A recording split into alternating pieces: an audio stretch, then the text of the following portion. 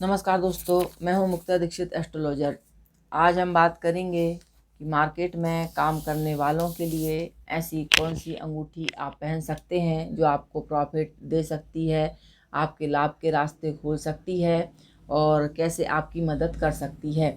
तो जी हाँ दोस्तों, शास्त्रों में अनेक प्रकार की विधि विधान और जो है दिया गया है, जिसके आधार पर हम उसका अनुसरण करके लाभ ले सकते हैं। तो इसी बारे में आज आपको एक अंगूठी के बारे में जानकारी दे रही हूँ, क्योंकि यदि हम देखते हैं कि हमारी कुंडली में यदि किसी भी प्रकार से गरीबी के योग बने हैं, दरिद्रता के योग बने हैं, तो हम लाख प्रयत्न कर लेते हैं तो भी हमें सफलता नहीं मिलती है। तो जी हाँ दोस्तों, क्योंकि चंद्रमा का संबंध मन से होता है और मन से ही व्यक्ति हारता है या जीतता है। तो इसीलिए जो है आज आपको मैं यहाँ पर एक अंगूठी के बारे में जानकारी दे रही हूँ, जिसे आप शुभ नक्षत्र शुभ मुहूर्तों में बनवा करके इसका लाभ ले सकते हैं। क्योंकि यदि हम मार्केट में काम करते हैं तो मार्केट के काम करने के लिए जो है सबसे प्रभावित ग्रह जो रहते हैं, बुध रहता है, गुरु रहता है। इसके साथ राहु केतु और चंद्र जो रहते हैं आपके इंटरडे के कार्य के लिए बहुत ही महत्वपूर्ण भूमिका निभाते हैं। तो इन्हीं के आधार पर व्यक्ति का मन एकदम से विचलित होकर के लाभ की ओर चला जाता है और तुरंत विचलित होकर के आप हानि कर बैठते हैं। तो इस प्रकार से ग्रह की स्थिति और मनोभाव को हमें ज़रूर समझना चाहिए। तो आज जो हम अंगूठी आपको बतला रहे हैं, इसका आप लाभ ले सकते हैं, क्योंकि इसका अच्छा जो है प्रभाव देखा गया है। तो इसीलिए मैंने यह जानकारी आप लोगों को दे रही हूँ। तो सबसे पहले, क्योंकि ग्रह स्थिति और नक्षत्र के अनुसार जो है जब हम कोई भी कार्य शुभ योग में करते हैं तो वह शुभ फल प्रदान करने वाला हो जाता है। और यहाँ पर जिस अंगूठी की हम बात कर रहे हैं, यदि आपकी पत्रिका में दरिद्र योग बने हैं, गरीबी के योग बने हैं, यानी कि एक तो होता है कैमद्रुम योग। कैमद्रुम योग वह कहलाता है कि जिस योग में चंद्रमा के आगे पीछे कोई ग्रह नहीं होता है, तो वह एक दरिद्र योग का काम करता है। ऐसे व्यक्ति का जीवन हमेशा चिंता परेशानियों में व्यथित होकर बीतता है और उसे मन में कभी भी शांति नहीं आती है। दूसरा योग बनता है सकट योग। सकट योग यानी कि जब भी चंद्रमा से गुरु छठवें और आठवें बैठ जाते, 12वें बैठ जाते हैं, तो ऐसी स्थिति में भी व्यक्ति को धन के लिए बहुत अधिक परिश्रम करना पड़ता है और बिना परिश्रम किए आपको किसी भी प्रकार का जो है धन लाभ नहीं होता है। तो जी हाँ दोस्तों, इन्हीं योगों को दूर करने के लिए यह अंगूठी आपके लिए उत्तम फल प्रदान करेगी।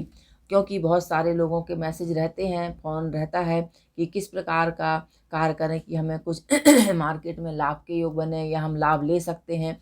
तो इसी के लिए मैं आपको यह जानकारी दे रही हूँ। तो इसमें आपको करना क्या है कि जब भी गुरु पुष्य नक्षत्र पड़े, दिन का समय हो, रात के समय में नहीं, रवि पुष्य नक्षत्र हो या फिर सर्वार्थ सिद्धि योग हो, गुरुवार का दिन हो, तो ऐसी स्थिति में रविवार का दिन हो, तो ऐसी स्थिति में जो है आपको करना क्या है कि जो है 3 प्रकार की धातु लेनी है। जी हाँ दोस्तों, 3 प्रकार की धातु का मतलब होता है इसमें आपको सोना, चांदी और तांबा।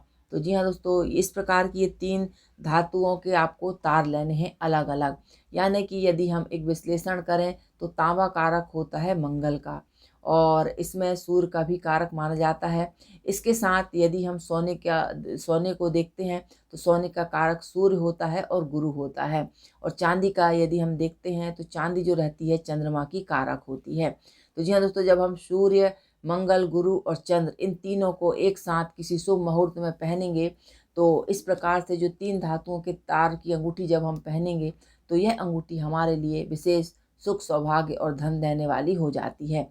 गरीबी योग बनते हैं जिसकी पत्रिका में, वह इसे पहन के लाभ ले सकते हैं। इसको पहनने से गरीबी का नाश होता है और धन के रास्ते खुलते हैं।